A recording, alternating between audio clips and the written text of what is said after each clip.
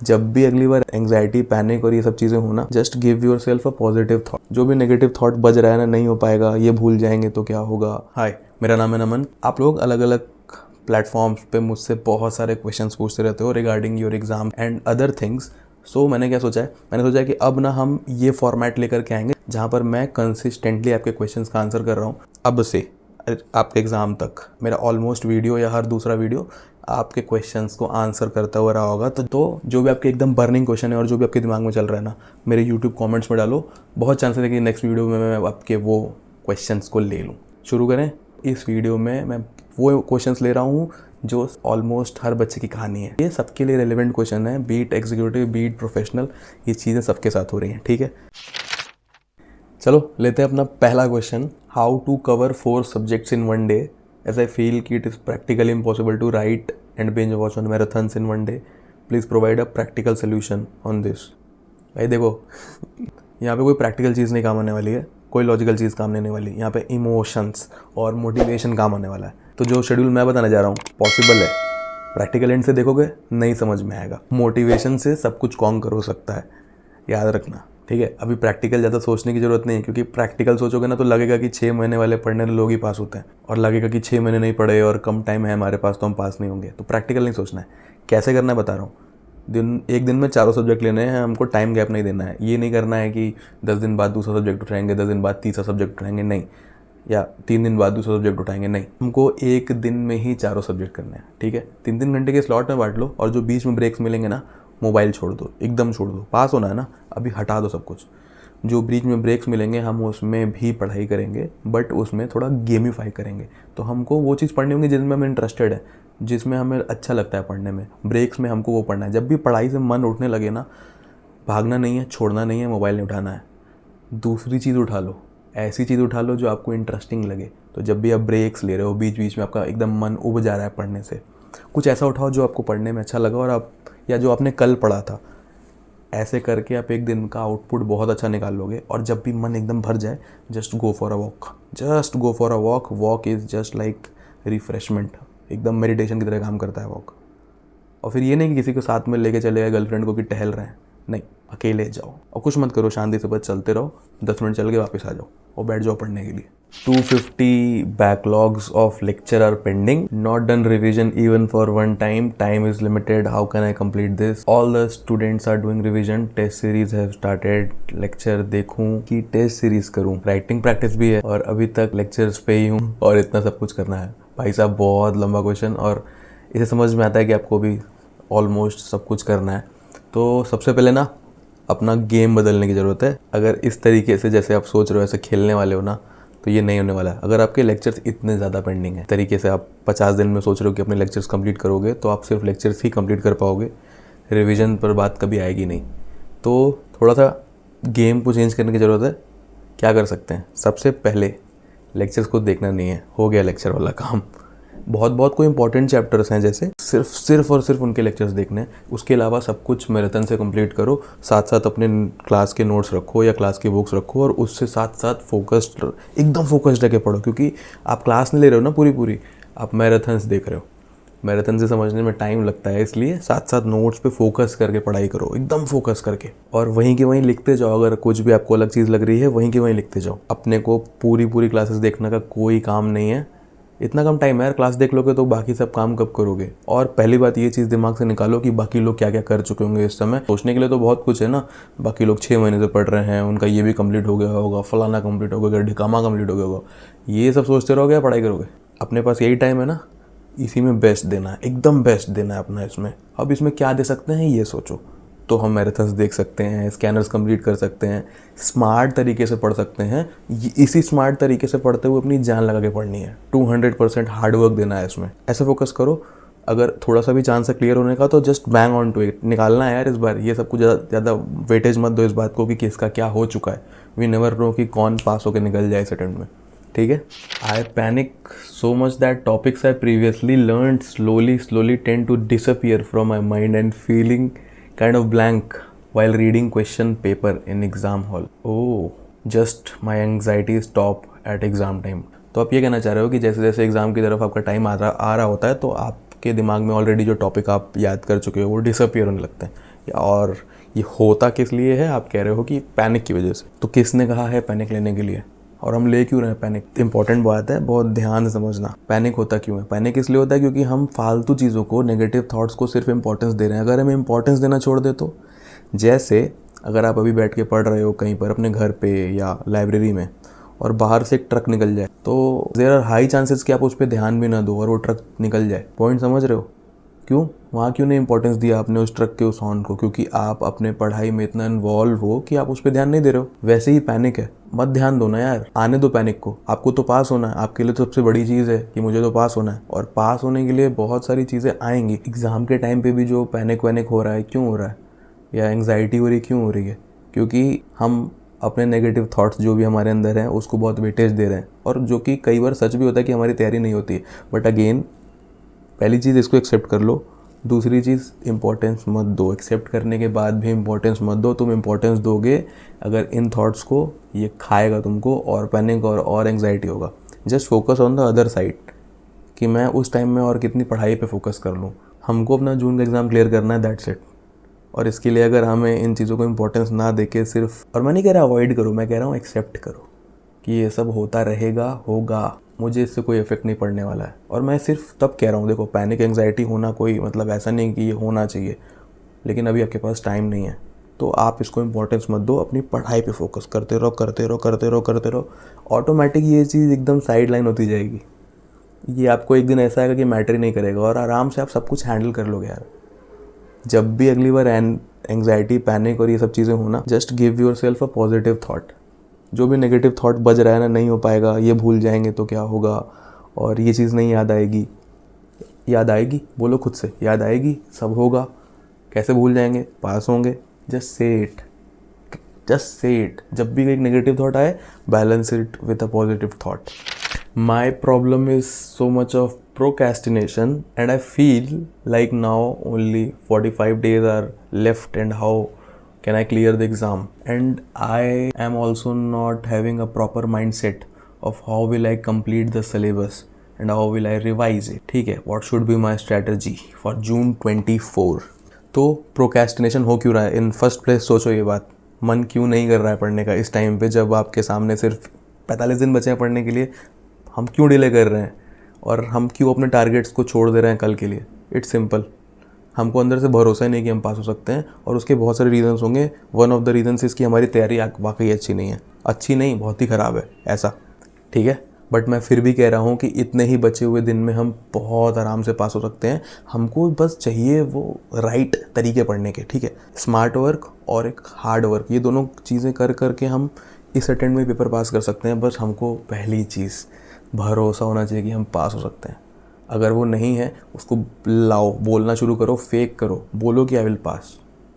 अपने आप को डिल्यूजन में रखने के लिए नहीं बोल रहा हूँ मैं, आई एम जस्ट सेइंग कि अगर आपके पास ये एक लाइन नहीं रही ना कि मैं पास हो सकता हूँ, तो आपकी वो क्वालिटी आ ही नहीं सकती पढ़ाई की। और जो भी आपके साथ हो रहा है, जो प्रोक्रेस्टिनेशन और जो डिले कर रहे हो चीज़ों को करने का, वो इसीलिए हो रहा है क्योंकि आपको अंदर से भरोसा ही नहीं कि मैं पास हो सकता हूँ। इस एक चीज़ को मैंने बहुत ज़्यादा अच्छे से काउंटर किया है, और ऐसे ही कुछ स्मार्ट वर्क के हैक्स जो कि मैंने अपनाए थे अपने CS एग्ज़ाम्स के दौरान, और हार्ड वर्क, ये 40-45 दिन में हार्ड वर्क कैसे करना है, इन दोनों को कंबाइन करके मैंने एक वर्कशॉप बनाई है, और उसका वीडियो का लिंक मैं नीचे डिस्क्रिप्शन बॉक्स में दे रहा हूँ।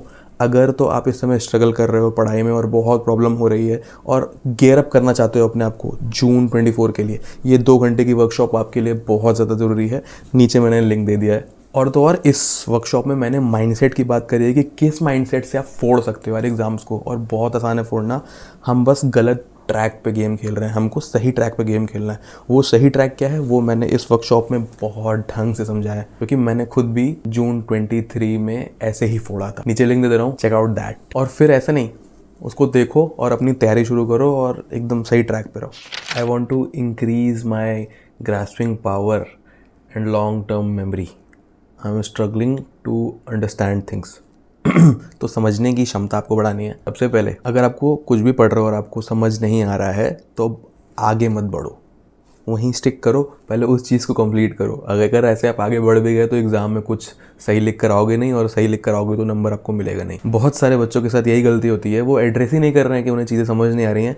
उनको लग रहा है कि उनको समझ में आ गया और वो आगे बढ़ जा रहे हैं, उनको लगता है उनका सिलेबस पूरा हो गया, उन्होंने बहुत हार्ड वर्क किया और फिर पेपर नहीं क्लियर हुआ। भाई पहले रुको, समझने पर टाइम लगता है। समझने के लिए आपको 3 बार 4 बार पढ़ना होगा, अगर तब भी नहीं समझ में आ रहा है, यूट्यूब पे अलग अलग फैकल्टीज है, इनको चेकआउट करो, देखो कि वो टॉपिक किसने ज़्यादा अच्छा समझाया है जिससे आपको समझ में आ जाए। अगर फिर भी नहीं समझ में आ रहा है, जस्ट नोट इट डाउन, किसी फ्रेंड से पूछो, किसी को तो पता होगा उस टॉपिक का रियल मीनिंग क्या है। रट के एग्जाम में लिख के आ सकते हो, बट कितनी चीज़ें रट लोगे यार। समझने की क्षमता ट्राई करके ही आएगी, और ट्राई करके आएगी। कितनी ज़्यादा बार उसको पढ़ो, कितनी ज़्यादा बार अलग अलग तरीके से उसकी अंडरस्टैंडिंग लेने की कोशिश करो, ऐसे ही बढ़ती है समझने की क्षमता। ठीक है। दूसरी बात, लॉन्ग टर्म मेमोरी कैसे बढ़ती है, यानी आपने आज कुछ पढ़ा तो आपको 10 दिन बाद याद कैसे रहेगी वो चीज़, या 20 दिन बाद या एग्ज़ाम में कैसे याद रहेगी। उसका कोई मैजिकल तरीका नहीं है बॉस। जितनी बार आप अपने ब्रेन को वो चीज़ दिखाते हो, उतना ज़्यादा चांसेस हैं उस चीज़ को रिटेन करने के। बाकी घरेलू नुस्खे हैं, बादाम खाओ, ये सब खाओ, वो एक अलग चीज़ है, बट स्टिल जितनी बार आप अपने माइंड को, ब्रेन को वो चीज़ दिखाओगे, उतना रिटेन वो ज़्यादा होगा। तो try showing it more number of times. ऐसे आपको देखेगा कि लॉन्ग टर्म मेमोरी आपकी बढ़ेगी, क्योंकि आप वो चीज़ें माइंड को दिखा रहे हो। तो जस्ट समझ रहे हो ना क्या कह रहा हूँ। इसीलिए मैं कहता हूँ मोर नंबर ऑफ रिविजन हेल्प्स। तो जो भी आपकी कैपेसिटी है, एटलीस्ट उससे 2 रिविजन ज़्यादा करके जाओ, जो भी आपकी कैपेसिटी है। आप में से किसी को भी ऐसा लग रहा है कि आपकी अभी स्ट्रैटेजी ही नहीं बनी है, या समझ नहीं आ रहा है कैसे स्टार्ट करें और इतने कम टाइम में कैसे कॉन्कर करें, मैं 1-on-1 मेंटरशिप सेशन भी लेता हूँ। तो आप नीचे लिंक पे जाकर के चेक कर सकते हो, एंड देन हम प्रिपेयर कर सकते हैं आपके लिए एक स्ट्रैटेजी। और मिलेगी आपको बहुत सारी क्लैरिटी। या अगर आपके और भी कोई क्वेश्चंस हैं और आपके दिमाग में 10-20 क्वेश्चन चल रहे हैं कि कैसे होगा, ये कैसे अप्रोच करें, इसको कैसे करें, ये वाले सब्जेक्ट को टैकल कैसे करें, या फिर एग्रीगेट नहीं बना और एग्रीगेट कैसे बनाएं, कोई भी आपके क्वेश्चन हो, हम 1-on-1 मेंटरशिप में आराम से। अगला क्वेश्चन काफ़ी लोगों का प्रॉब्लम होगा ये, भाई मुझे टैक्स का टेंशन है, मैं मैथ्स में बहुत वीक हूँ, सो जब भी क्वेश्चन सॉल्व करने जाता हूँ रॉन्ग ही आता है, सो कॉन्फिडेंस भी बहुत लो है, एंड भाई कुछ तो बताओ, क्योंकि सिर्फ पास भी हो जाऊँ ना टैक्स में तो ये भी बहुत है मेरे लिए। यार मेरे लिए भी टैक्स ना बहुत ज़्यादा बड़ा सब्जेक्ट था, और मेरा भी एक गलत नोशन था कि मैं मैथ में वीक हूँ इसलिए टैक्स मेरा मुझको समझ नहीं आता। देखो, मैथ्स एक अलग चीज़ है, टैक्स एक अलग चीज़ है, मैथ्स एक अलग चीज़ है, कॉर्पोरेट अकाउंटिंग एक अलग चीज़ है। जो लोग मैथ्स पढ़ते हैं उनको एज सिर्फ इस बात का रहता है कि उनका दिमाग ना एक सोल्यूशन ओरिएंटेड दिमाग बन जाता है धीरे धीरे, तो उनको वो चीज़ें करने में आसानी होती है। बाकी तो यार कैलकुलेटर तो आपको ही मिलता है टैक्स के कॉर्पोरेट अकाउंटिंग एग्जाम में, तो ऐसा कोई मैथ्स नहीं लग रहा है। इस मिथ को निकालो, बहुत बड़ा मिथ है ये। कोई प्रिंसिपल इन तरीके का दोनों में आगे लग नहीं रहा है, मैच नहीं हो रहा है, समझ रहे हो। सही से इसलिए सॉल्व नहीं कर पा रहे हो क्योंकि आप ज़्यादा नंबर ऑफ टाइम्स प्रैक्टिस नहीं कर रहे हो। आप सही से इसलिए सॉल्व नहीं कर पा रहे हो क्योंकि आप कॉन्सेप्चुअली उस सेक्शन को, उस कॉन्सेप्ट को समझ ही नहीं रहे हो। पहले उसको समझो, डीपली डेप्थ में समझो कि वो क्या कह रहा है। देखो, मैं भी 2 बार टैक्स में फेल हुआ और मुझे पता है कि मेरा वीक सेगमेंट कहाँ था। मैं कॉन्सेप्ट पे काम करके जा रहा था, बट प्रेजेंटेशन पे काम ही नहीं कर रहा था। और फिर मैं बोल रहा हूँ कि यार ये तो मैथ्स की वजह से हो रहा है। भाई मैथ्स की वजह से नहीं हो रहा, आपकी मैथ्स वीक थी इसलिए आप मैथ्स को हवा बनाए हुए थे दिमाग में, और आपने रिलेट किया वो टैक्स से, और इसलिए आपके दिमाग में टैक्स भी हवा बन गया। कुछ मत बनाओ दिमाग में बड़ा अपने, सब आसान है अगर हम उसे सही तरीके से करते हैं तो। ठीक है, कॉन्सेप्चुअली बहुत स्ट्रांग होके जाओ टैक्स में, वरना टैक्स नहीं निकलेगा। साथ साथ प्रेजेंटेशन पे काम करो, प्रेजेंटेशन आसान है अगर समझ में आ जाए तो। और हाँ, आपके दिमाग में जो भी क्वेश्चन चल रहे हैं अभी एग्जाम के दौरान, उसको नीचे कमेंट सेक्शन में पूछो, और मैं ट्राई करूँगा कि मैं उसे नेक्स्ट वीडियो में लूँ और लेता रहूँ। आने वाले समय में मैं ऐसे क्वेश्चन, ऐसे वीडियोज़ करता रहूँगा। Next question, I don't know how to cover module 1 and module 2 from scratch. How will I revise one day before exam? However, I just know one thing. I want to pass June 2024. मेरा favourite question यही है। मतलब भाई साहब ऊपर scratch लिखा जा रहा है कि स्क्रैच से स्टार्ट कर रहे हैं, और नीचे लिख रहे हैं कि however I know just one thing, कि मुझे पास होना है जून 2024। यार देखो, मेरा फेवरेट इसलिए है क्योंकि मैं एग्जैक्टली इसी पोजीशन पे था। स्क्रैच तो नहीं बोलूँगा, एकदम स्क्रैच तो नहीं बोलूँगा, लेकिन एकदम ऐसी कंडीशन थी, एक ही थॉट था दिमाग में, I want to clear June 2023, I want to clear anyhow. वो फ्रस्ट्रेशन बार बार बुलवाता था ये बात, डिस्पाइट कि मेरी तैयारी नहीं है। तो भाई स्क्रैच से स्टार्ट कर रहे हो तो अपने को सीधा रास्ता नहीं चलना है, क्लास नोट्स, उसके बाद ये, उसके बाद ये, उसके बाद ये नहीं। मैराथन देखने हैं, स्कैनर सॉल्व करने हैं। जो बेस्ट पॉसिबल चीज़ हो पाएगी उसी को करना है, बार बार करना है, 4-5 बार रिवीजन करना है, इसी टाइम में हो जाएगा। मैं कह रहा हूँ हो जाएगा यार। अगर चांस है ना कुछ भी और यही टाइम है ना, तो फोड़ दो ना यार, 200% लगाओ और ट्राई करो ना यार कि हम निकल जाएंगे इस बार। कितना मज़ा आ जाएगा ना अगर तुम अभी स्क्रैच से स्टार्ट करो और तुम्हारा निकल जाए तो, मतलब मज़ा ही आ जाएगा तुम्हारा। 6 महीना तो बचा, अपने ऊपर जो प्राउड फील होगा ना भाई, तो जो भी जान है ना अंदर पूरी लगा डालो। ट्रेडिशनल वे से मत जाओ कि मुझे क्लास देखनी है, ये करना है, ये करना है, नहीं। स्कैनर खोलो, मैराथन खोलो, किसी फैकल्टी के नोट्स खोलो, इन तीनों को कंबाइन करो, अमेंडमेंट्स करो, और डिफरेंट टेलीग्राम ग्रुप हैं, व्हाट्सएप ग्रुप हैं, कुछ रिसोर्सेज आते हैं तो वहाँ से उठाओ और उसको पढ़ो। मैं सबके लिए कह रहा हूँ, मैं एज्यूम करके चल रहा हूँ आपकी तैयारी नहीं है। मैं कह रहा हूँ फिर भी आप पूरे चांसेस हैं कि आप पास हो सकते हो। कोई भी नेगेटिव थॉट दिमाग में मत आने दो। किसने कहा, कौन रूल बनाता है कि 6 महीने में होता है? भाई 6 महीने में एग्जाम होता है, इसलिए लोग 6 महीने लेते हैं पढ़ाई करने के लिए। क्यों रख रहे हो ये थॉट दिमाग में? पास होना है ना जून, तो कोई 6 महीने नहीं, 1 महीने में होता है, 2 महीने में होता है। Just say it to your self. कैसे पास होंगे नहीं पता, वो नहीं पता, लेकिन होंगे। और जब आप ये बोलोगे ना तो आप मेहनत करने लगोगे और जो चाहिए होगा वो करोगे, जितनी मेहनत करनी होगी वो करोगे। लेकिन ये खुद को बोलते रहोगे ना नहीं होगा तो नहीं होगा भाई। क्लियर रखो इस बात को दिमाग में, ठीक है। And how will I revise 1 day before exams, वो मैंने आपको बताया था कि वो तो गेम ही शॉर्ट नोट्स का है। उस पर एक मैंने वीडियो बनाया है, एक बार उसको चेक करो शॉर्ट नोट्स का। लेकिन अगर फिर भी शॉर्ट नोट्स बनाने में दिक्कत है तो कुछ इंपॉर्टेंट चैप्टर्स के शॉर्ट नोट बना लो। बाकी अपने तरीके से जैसे चीज़ों को कंपाइल कर सकते हो ना उतना कंपाइल कर लो, ताकि एग्जाम के एक दिन पहले बहुत अच्छे से पढ़ पाओ। या फिर अपनी चीज़ों को इतनी बार पढ़ लो ना कि एग्जाम के एक दिन पहले जल्दी रिवाइज हो जाए। दोनों ऑप्शन है आपके पास, ठीक है। फियर ऑफ फेलियर एंड ये चलता है दिमाग में कि I will have to give another attempt, so I want a blueprint of how to pass in first attempt and avoid any mistake। ओ भाई साहब, and also do this prep in 1.5 months, ठीक है। यार देखो, एज सच ना कोई blueprint नहीं होता है। हर ग्रुप को पढ़ने का एक तरीका होता है, हर ग्रुप को पढ़ने की एक स्ट्रैटेजी और एक अप्रोच होती है। अगर हम वैसे नहीं जाते तो हम बहुत ज़्यादा हार्डवर्क करते हैं, और सिर्फ हार्डवर्क से ये नहीं होता है, ठीक है। तो हम सही डायरेक्शन में हार्डवर्क करेंगे तभी हम पास होंगे। इस एक बात को क्लियर कर लो, चाहे प्रोफेशनल में हो चाहे एग्जीक्यूटिव में हो। समझे बात को?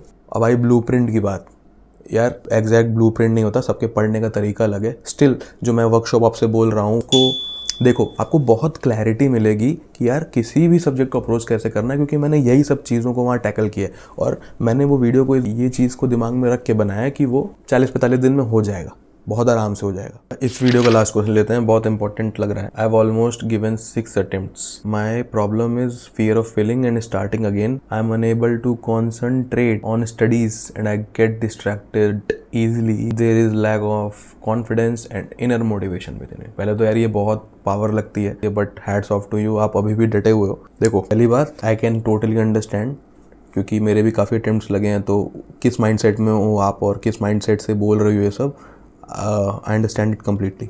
बट यहाँ पर ना ध्यान से सुनना, यहाँ पर एक चीज़ हो सकती है, या तो आप कंसिस्टेंटली पढ़ ही नहीं रहे हो और एग्ज़ाम के आने पे पढ़ते हो और बहुत कम टाइम देते हो पढ़ाई को, या फिर आप बहुत पढ़ रहे हो बट पेपर नहीं क्लियर हो रहा है। अगर आप बहुत कम टाइम दे रहे हो पढ़ाई को तो हमको हार्डवर्क बहुत ज़्यादा करना पड़ेगा, पहले तो इस बात को क्लियर रखो।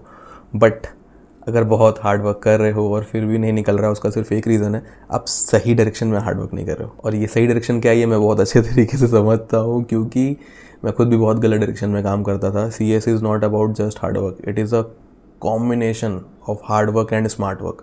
सही डायरेक्शन में सही अप्रोच में काम करेंगे तो पास होंगे यार, बिल्कुल पास होंगे। और मैं सबके लिए बोल रहा हूँ, अगर आप इस क्वेश्चन से रेजोनेट कर रहे हो, नीचे मैं लिंक दे रहा हूँ 1-on-1 कॉल का भी। मुझे पता है चीज़ें कैसे सॉल्व होती हैं यार, वो अप्रोच ही सही नहीं है आपका। इतनी मेहनत लेकिन सही चीज़ों पर नहीं कर रहे हो तो रिजल्ट नहीं निकलेगा, that's it. And don't forget to give this video a like अगर आप इनमें से किसी भी क्वेश्चन से रेजोनेट करे हो तो।